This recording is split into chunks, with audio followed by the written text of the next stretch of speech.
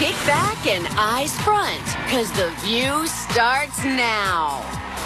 Senator Jeff Flake gives his political view on how he changed the course of the Kavanaugh hearings after an emotional confrontation, and why he still ended up voting for him anyway. And it's Megan's birthday. So watch what happens live when Andy Cohen hits the table. It's expensive to be mad. And we're treating her to a command performance from her Real Housewives obsession, Erica Jane. Let's fire up Hot Topics with Whoopi, Abby Huntsman, Joy Behar, Sunny Hostin, and Meghan McCain. Now.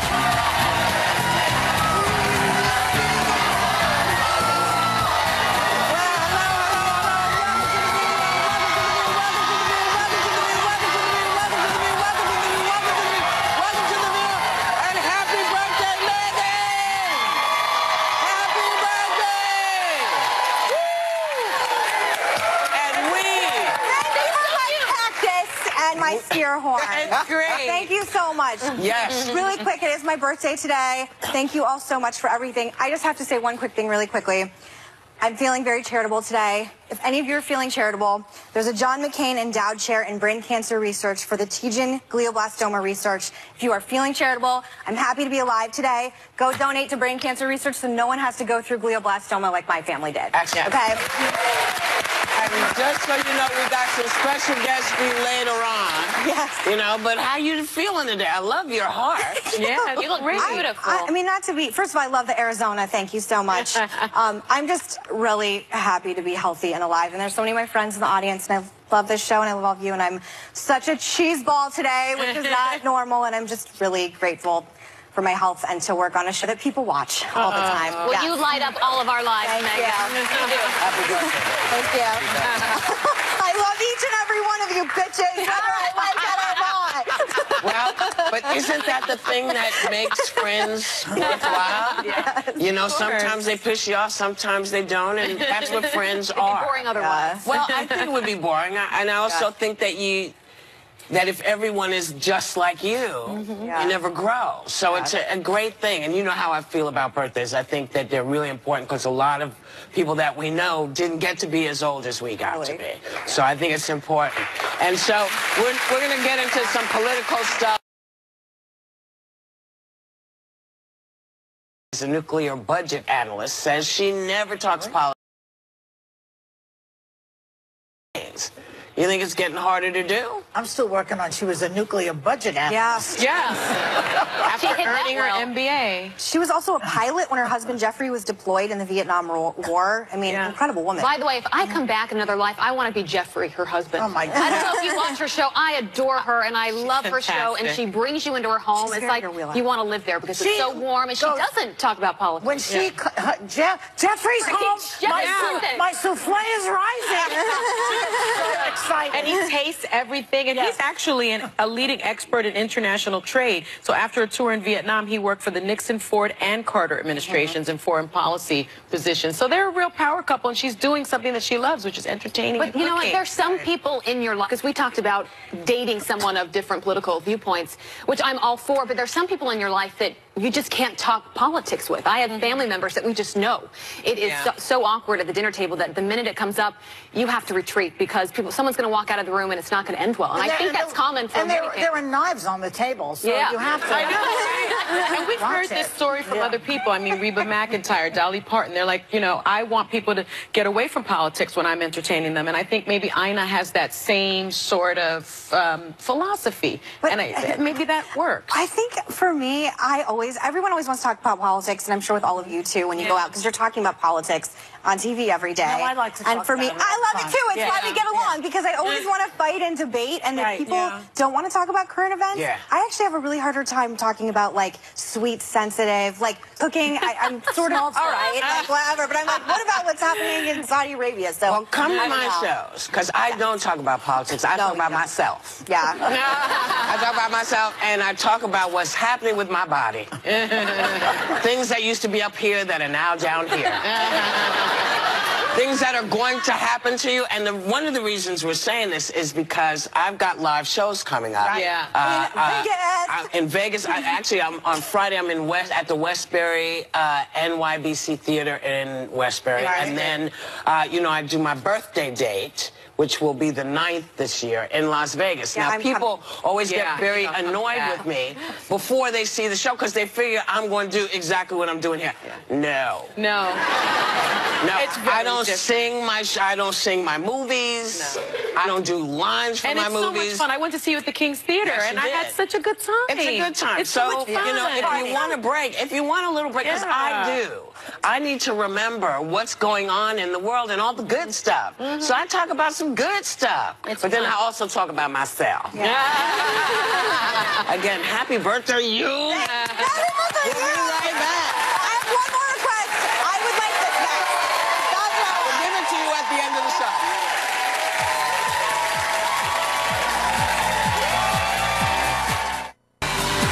Still ahead, Senator Jeff Flake gives his political view. Andy Cohen's coming to our clubhouse for Megan's birthday. And Real Housewife Erica Jane has a special performance for Megan. Oh, wait, I got it. I'm so sorry. That's really what I do around here. Okay. I'm sorry, miss. We had a little... Joy was so excited about my birthday, she spilled her water everywhere. All over the table. I was going to say something totally different, but I can't. I've never seen that. Has that ever happened to you? Your Tic Tac flew everywhere. It happens all the time. Who cares? Trump's president. All bets are off. It's fine. Oh, gosh. Back up. Now, I know you're used to the baby sort of dropping a little wet on you. I'm going to take it. I never get this. I'm always the one cleaning. Thank you very much. You're very welcome. Thank you. Don't get used to it. A blog on Elite Daily is celebrating one of the most satisfying ways a woman can end the day by removing her bra.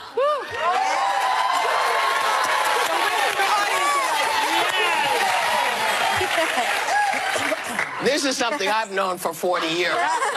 But do you agree?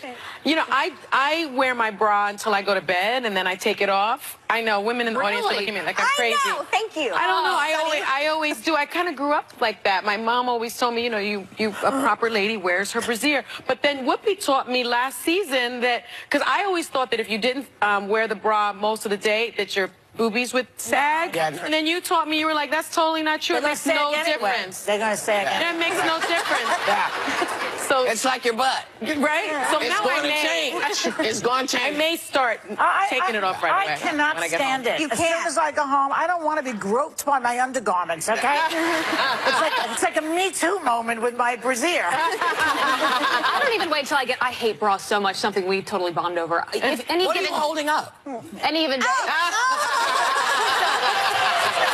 I hate them. Any given day. You really don't like wearing a bra, I will say. Right away? Full disclosure, Megan has seen me pumping. She has seen these things in a much different phase of life. They were not like this. And by the way, to your credit, it was like National Geographic. I'm breastfeeding in front of everyone. I was like, this is what all women should see before you have a child. Yeah. And it was beautiful and a little traumatizing. But you know what's worse than breastfeeding? Worse than the breastfeeding is having to wear a bra all the time. You hate wearing a bra. I hate bras so much. So I put them in my purse right after the show. Really? If you open my bra or my purse any time of day, you'll see my bra in there. You know, hate it. I couldn't breastfeed. My kid had a tooth. She had a bit of bone in her, and it was like, ow. No. Yeah, she was born with a little bit of bone. Couldn't do it. Could not do it. Your book comes out today. It is today. It is today. Her brand new children's book, Who Will I Be? It's available everywhere today. Yeah. And we will be right back. That's cool. Does Republican Senator Jeff Flake plan to challenge President Trump in 2020? He's on The View next.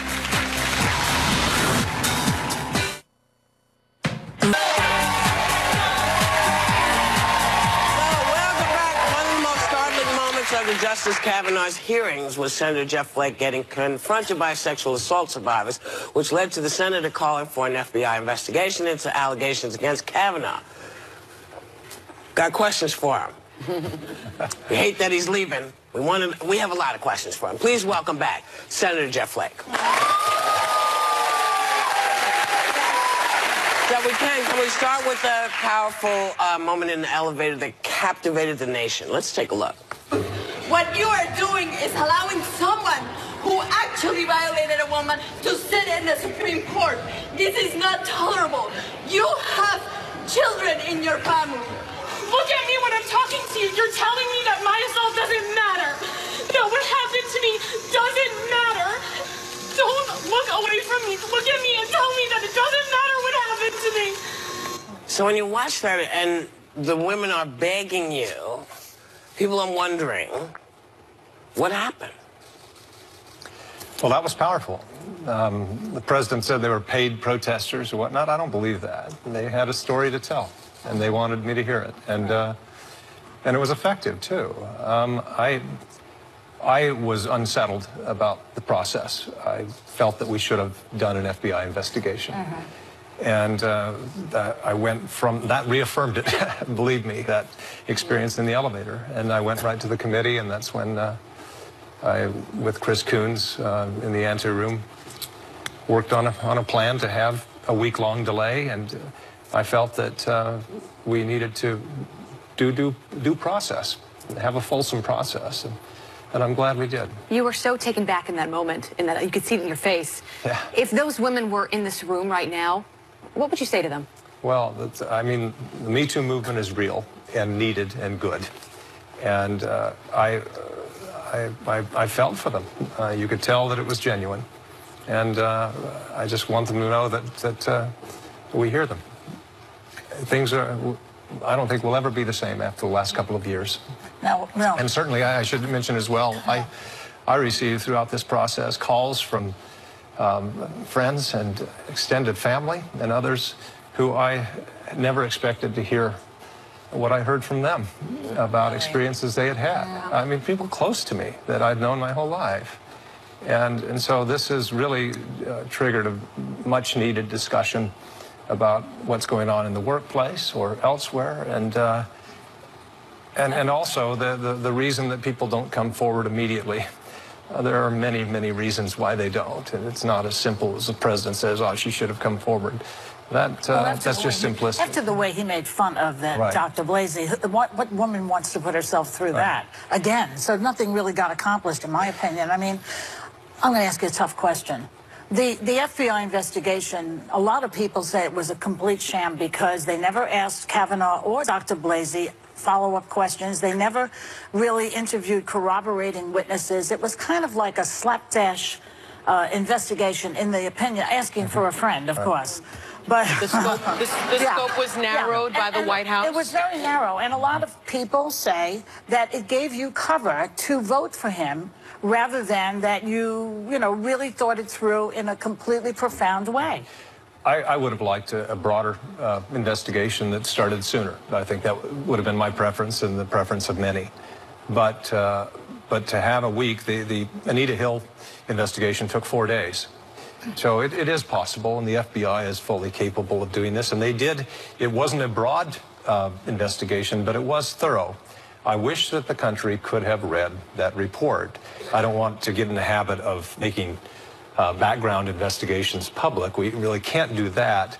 But it was thorough for the scope that it was. And it did address and interview everybody that was there, that was said to have been there. It didn't go beyond to people that were secondhand witnesses, but it went 10 witnesses, I think 11 or 12 interviews for the people that were alleged to have been there, and it was thorough in that way, and it was illuminating. Do you think you should have taken a polygraph test, Kavanaugh? No, I don't think that you get into that. Then you'd have to go back into hers and say, how was that conducted? And you would put her through that again.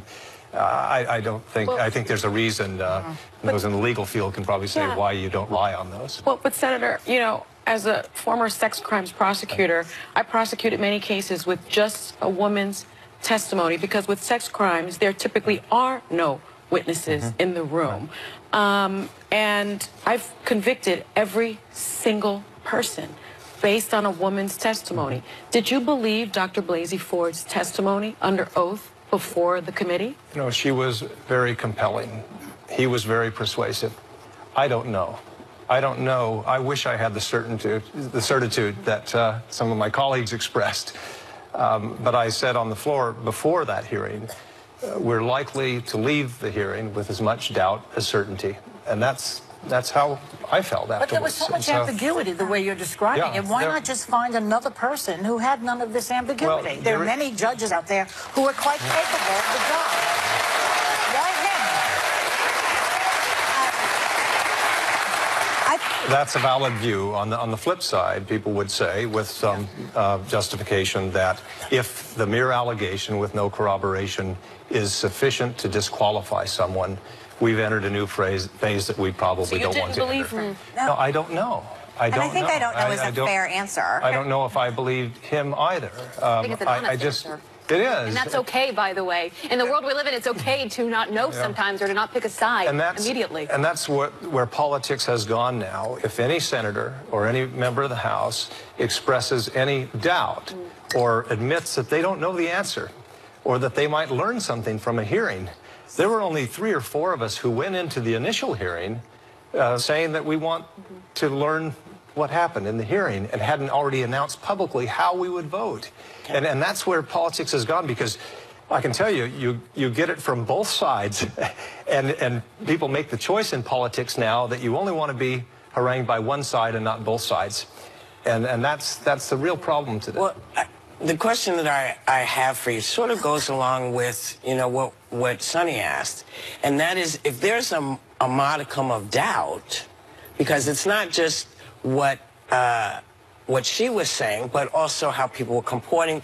Did he say, no, I never drank, and then maybe I drank, and then I kind of drank, and then I think I might have passed the beer once?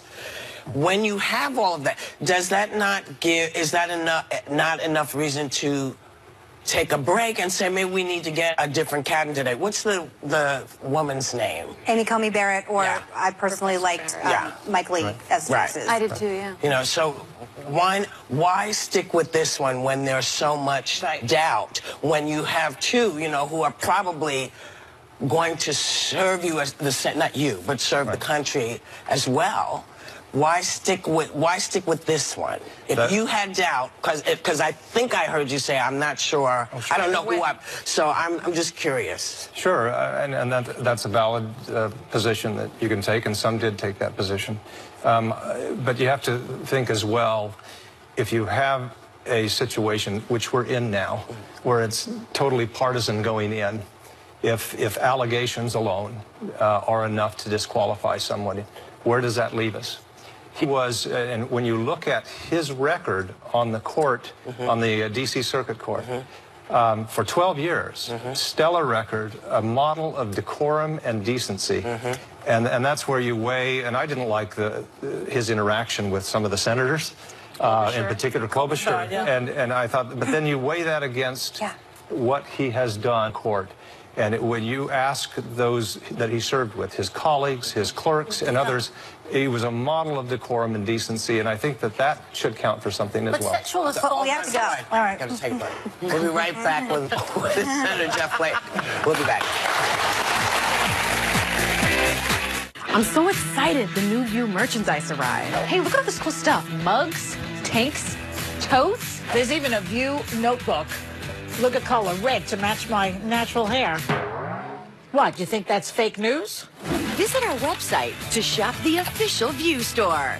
You'll find all your old favorites, sweatshirts, caps, water bottles, and new must-have items you won't want to miss.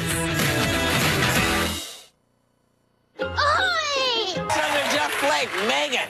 Yes, okay, so... Let me just say, there's no audience like this on C-SPAN. I'm very happy you're here. Look, I was so happy you're here for my birthday. We are old family friends. I saw you the day before my dad died. You were up in Sedona with me. I don't want to reveal the conversations we had, but One of them was about you being on the field when Congressman Scalise was shot. You recently just had a man who was indicted for threatening to kidnap you and your family.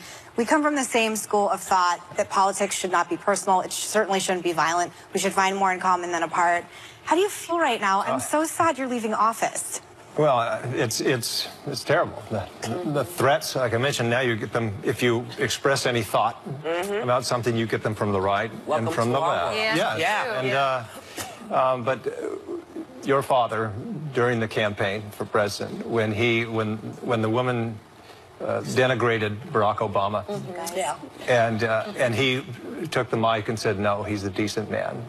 You contrast that with what would happen today if that same thing happened, and that's where we've gone, where your political opponent is somehow your enemy. And I mentioned on the ball field that day, as I turned, as Steve Scalise was shot, and somebody yelled, shooter, shooter, I turned toward the dugout and watched the bullets pitch off the gravel in front of me.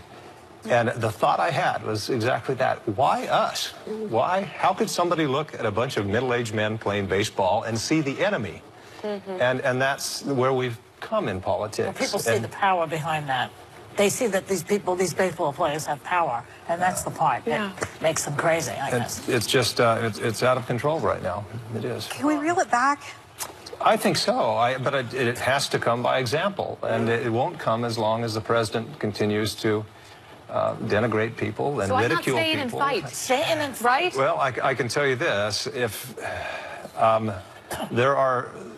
there's no room for Trump skeptics, let alone Trump critics, in a Republican primary these days. That's unbelievable. And that's the way it is in Arizona. That's on us also. That's on us, the voters. It's on the voters. We allowed this to happen.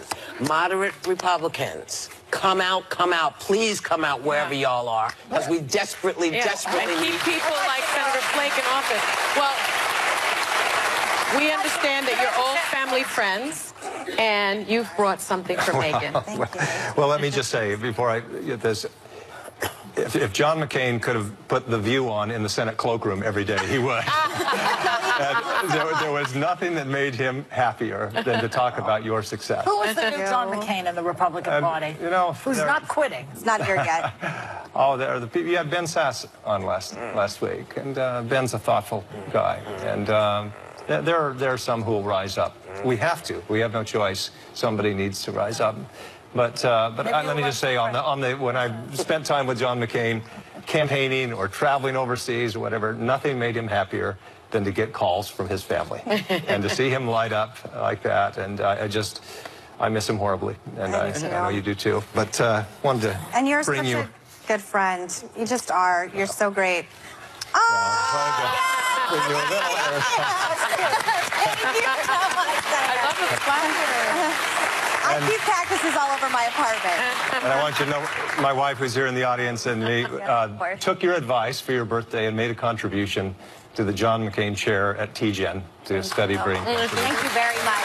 How about 2020? Can we see any? Are you revisiting Iowa or New Hampshire 2018? I've been to New Hampshire a couple of times, but just for the weather. Oh my gosh. I do hope that somebody runs on the Republican side, if nothing else, to remind Republicans what we used to be and what we will need to be again, and what decent politicians look like. So. Come back. We might not agree on a whole lot of stuff, but you are an honorable man, and that is what politics is lacking. Very kind. We want to say thanks to Senator Jeff Flake. We'll be right back.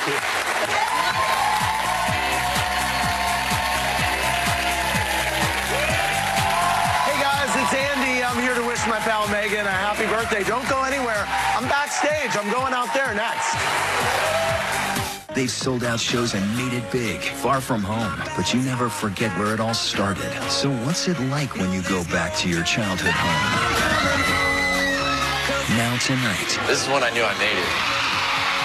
The raw emotion they never saw coming. Oh my God. Come here.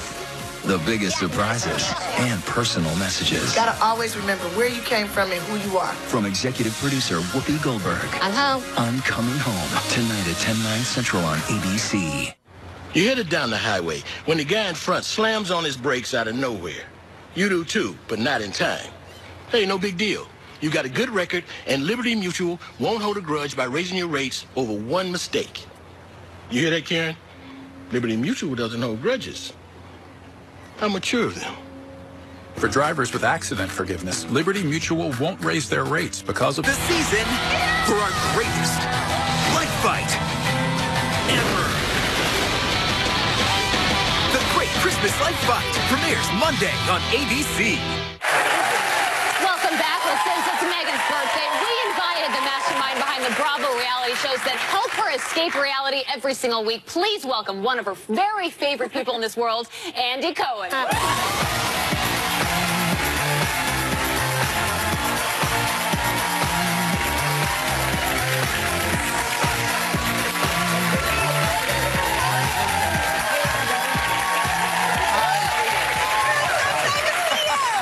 Birthday. Thank you. Thank you so much for coming on the show. I brought you something. Okay. What? You already brought me another No, gift. no, babe. I brought you something really great. What? This is the Giovanni jumpsuit that Dorinda wore on the finale of The Real Housewives of New York. Giovanni! That's it.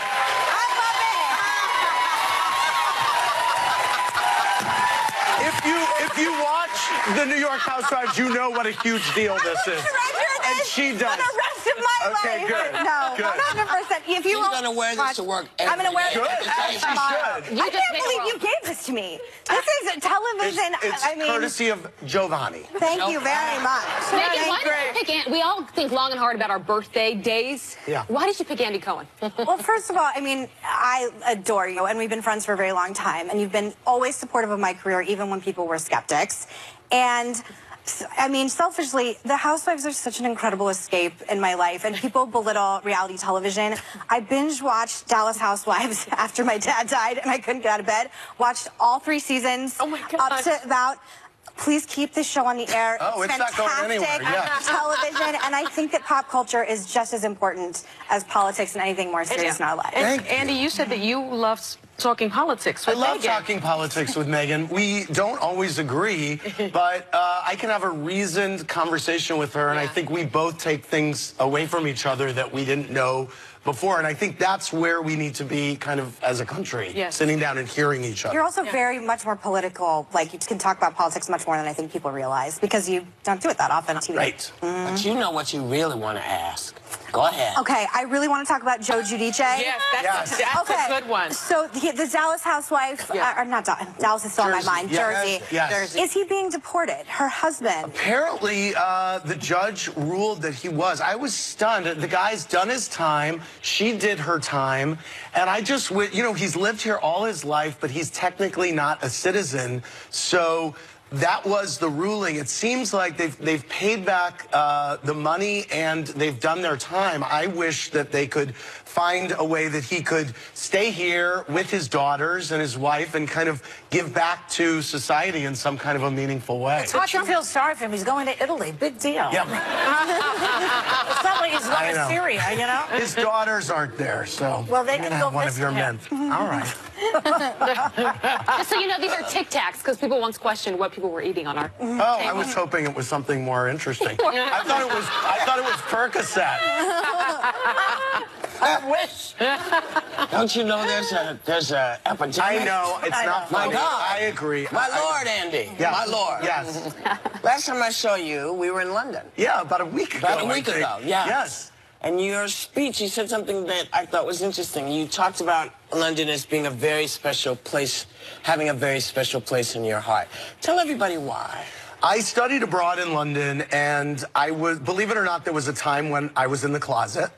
And I was really, but that's where I came out of the closet. And it was a time where I was I thought that my family and friends were going to disown me. And I didn't think that I would be accepted for who I was. And there I was in London, and I found myself accepted, and I've never felt more free in my life. It was this weird moment before I had come back to the States and come out to my family and friends who wound up holding me in their loving arms and everything worked out beautifully for me. It doesn't for everyone, but it was a beautifully freeing experience for me being there, and it always is when I go back. I love it. Well, here's another freeing experience for you. Yeah. You and Anderson Cooper have been, you know, doing some touring. We have. The two of you sit in Yak, right? We sit in Yak, yeah.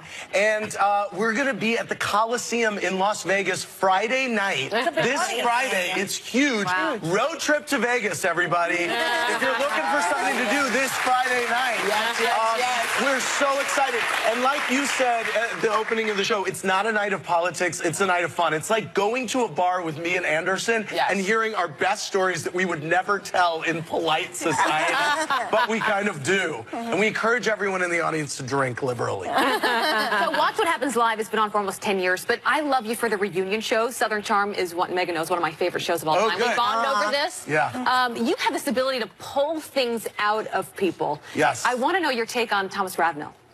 Oh, well, he's no longer on the show. Yeah. And he was, you know, I mean, I haven't spoken to him. I don't actually know much more than you do about the situation, but he's not going to be on the show next season, and it's certainly unfortunate. That show is a trap. You always get me to say stuff, and then I get in trouble. Watch What Happens Live? No, that's why we What's love your having trick? you. How do you pull it out of people? Yeah. Well, alcohol, and also, you know what? I saw that there was an opening in late night because it was such a friendly environment late night. I realized no one was really going there, and Howard Stern's kind of my broadcasting role model, and I like to go there and ask the questions. And it's also live. We're the only live show in late night, so that's what we're all about: fun and getting people to kind of spill the tea. Thank you. It is. I love when you come. I love it. All right, well, you can watch What Happens Live with Andy Cohen Sunday through Thursday nights on Bravo. And Andy, you're sticking around. I can't wait. Because we're going to celebrate Megan's birthday with a performance from, guess who? Erika Jayne.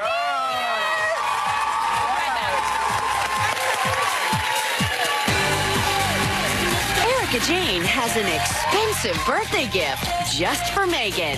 She's coming up next. It's expensive to be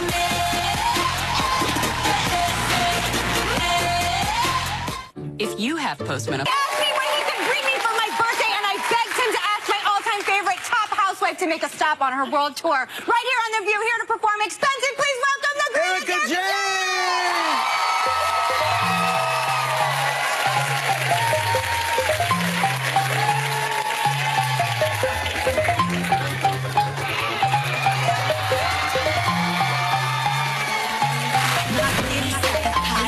Ticking like a time bomb. Limited edition, gotta buy it with no trial. Purchase like a lion, knock 'em out like Tyson. That's just who I be. It's expensive to be me. Like these Georgia people, you don't give a what? It's expensive to be me.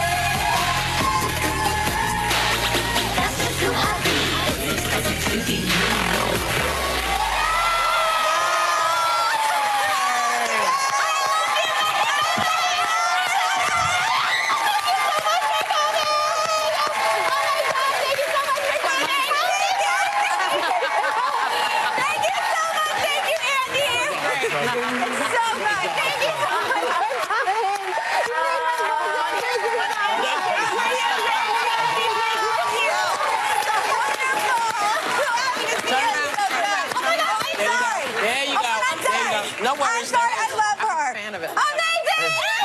Happy birthday, baby. Thank you, all of you, for coming out. Oh, thank you. I blew my voice out. I'm singing so loud. I love you. So good. She knows every word. I saw her. That was amazing. Of course I know every word. It's the best song ever. I want to come. Are we asking a question? No, are you asking a question? Ask a question. Okay, great. Sorry. That's Are you. we back on? Yeah. I'm overwhelmed. Honestly, thank you so much for coming on. You're currently filming The Housewives. I am. Right now. How's it going? I was talking to the boss in my dressing room. Yes. It's going to be great. Yes. Yeah. Well, going to be happy. Thank you so much for coming out for my birthday. I love you so much. You're I love such you, a sweet Megan. friend. I'm going to cry. Andy, you too. Seriously, I am so touched. Best song ever. I'm so excited you're here and all of your dancers. Everyone. And Whoopi and everyone, thank you all so much. Happy birthday, baby love.